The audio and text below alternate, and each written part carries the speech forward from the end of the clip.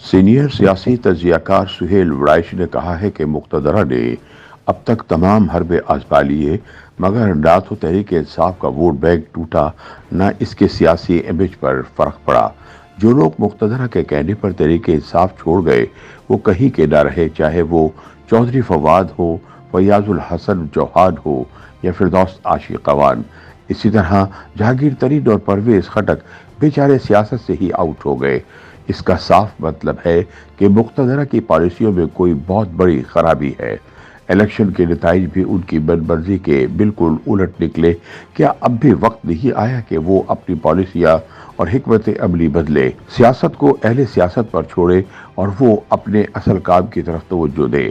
اپنی ایک تحریر میں سہیل وڑائچ لکھتے ہیں کہ 9 مئی کا واقعہ قابل مذمت ہے، مگر 8 فروری کے مینڈیٹ سے پتہ چلتا ہے کہ عوام الناس نے اس غلطی کو قابل توجہ نہیں سمجھا اور عمران خان کو قطار در قطار ووٹ ڈالے۔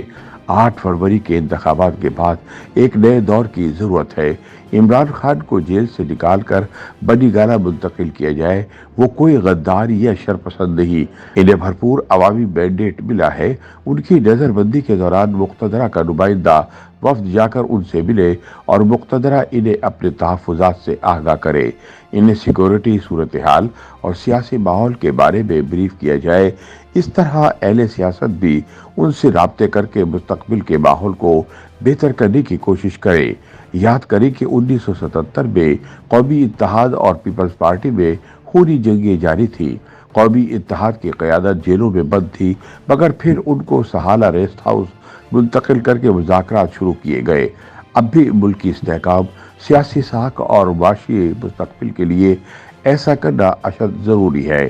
سہیل وڑائچ کے مطابق عمران خان خوشحال اور پڑھے لکھے گھرانے سے تعلق رکھتے ہیں، ایچسن کالج اور آکسفورڈ میں پڑھے، کرکٹ میں آئے تو سیلیبریٹی بن گئے۔ ان کے لیے جیل کاٹنا بہت مشکل ہوگا، مگر وہ بہادری اور ثابت قدمی دکھا رہے ہیں۔ 8 فروری کے بعد اب سیاسی جماعتیں اقتدار میں آئیں گی۔ مقتدرہ کا غصہ بھی اب ٹھنڈا ہو جانا چاہیے اور عمران خان کے ساتھ ہونے والا سوتیلا سلوک اب ختم ہونا چاہیے۔ پہلے مرحلے کے طور پر انہیں جیل سے نکال کر نظر بند کیا جا سکتا ہے۔ کوشش کی جائے کہ وہ میاں والی سے منتخب ہو کر پارلیمان میں بھی آئے۔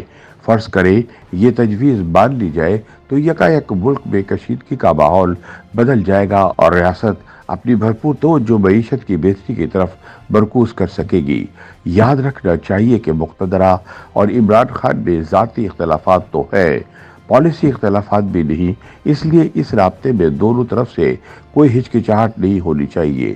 سہیل وڑائچ تجویز پیش کرتے ہیں کہ اسی طرح باقی سیاسی اسیران مثلا ڈاکٹر یاسمین راشد، سینیٹر اعجاز چودھری اور میاں محمود الرشید کو اہل لاہور دہائیوں سے جانتے ہیں۔ یہ شرپسند نہیں، ہاں پارٹی کے وفادار ہو سکتے ہیں۔ انہیں جیلوں میں بند ہوئے مہینوں ہو چکے ہیں، اب ان کو ریلیف ملنا چاہیے۔ وہ سیاست میں واپس آئیں گے تو اس سے اعتدال آئے گا۔ اسی طرح روپوش حماد اظہر اور اسر عبد اقبال کو ان کے حلقہ نیابت تک نے اعتماد کا ووٹ دیا ہے۔ یہ دونوں نوجوان ہیں، ان کا سیاسی مستقبل روشن ہے، اس لیے جمہوری راستہ کھولنا چاہیے۔ پنجاب اور صوبے پختونخوا بھر میں دیگر گرفتار اور روپوش رہنماؤں کے حوالے سے بھی اب پالیسی بدلنی چاہیے تاکہ نئے جمہوری سفر کا آغاز اچھے اور بھرپور طریقے سے ہو سکے۔ انتظامی ہتھ کنڈوں سے ووٹ بینک نہیں ٹوٹتا، ووٹ بینک صرف سیاست سے ہی بڑھتا اور گھٹتا ہے۔ تحریک انصاف کا ووٹ بینک تب ٹوٹے گا جب لوگ ان کی کارکردگی سے مایوس ہوں گے۔ ملک کے آگے بڑھنے کا واحد راستہ مصالحت ہے۔ یہی بات عمران خان اور نواز شریف سے الگ الگ ملاقاتوں میں بھی کی گئی۔ مقتدرہ سے بھی بارہا یہ گزارش ہے کہ صرف جبر نہیں، مہربانی سے بھی کام لے۔ سہیل وڑائچ کا کہنا ہے کہ تاریخ سے سبق سیکھا جائے تو جو کچھ بھٹو کے ساتھ ہوا وہی آج عمران کے ساتھ ہو رہا ہے۔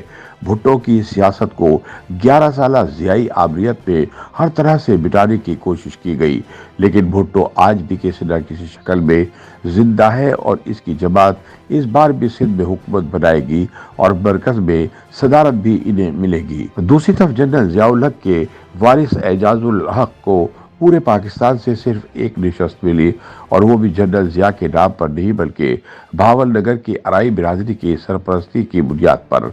آج کے مقتدرہ اور عدلیہ ضیاء دور سے کہیں سمجھدار، روشن خیال اور ترقی پسند ہے۔